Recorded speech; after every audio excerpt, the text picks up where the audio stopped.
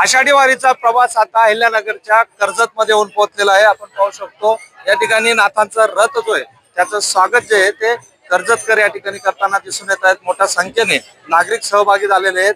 काय सांगाल, कर्जत मध्ये प्रवास आता सुरू झालेला आहे, आजचा मुक्काम या ठिकाणी आहे, एक वेगळं रूप जे ते वारीचं या ठिकाणी दिसून येत आहे. सद्गुरू श्री निवृत्त महाराजांचा पालखी सोहळा कर्जत तालुका कर्जत जिल्हा अहिल्यानगर या ठिकाणी आज आपण या ठिकाणी पोहोचलोय.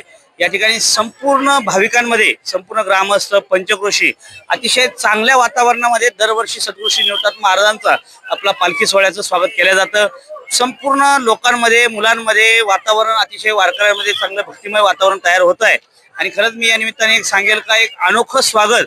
तसं जर बघितलं तर आम्ही मिरजगाववरून करमाळा जायला सोपं आहे, पण परंपरेने ह्या मार्गे येत असतो आम्ही. मिरजगाव, कर्जत, रावगाव, कोरेगाव आणि रावगाव आणि मग करमाळा याप्रमाणे. पण तरीही जो भक्तीचा सागर आहे आज या ठिकाणी शासकीय माध्यमातून असेल, प्रत्येक पक्षनिष्ठ असतील, आमदार खासदार सगळ्यांच्या माध्यमातून भव्य दिव्य स्वागत केलं जातं.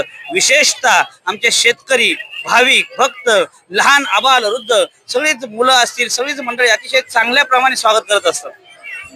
खरं तर एक मोठा उत्साह जो आहे या संतांच्या मेळासाठी या ठिकाणी दिसून येतोय.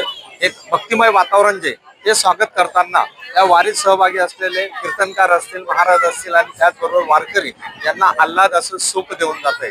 कॅमेरा तुषार डेपलेसह खुशाल पाटील, कर्जत.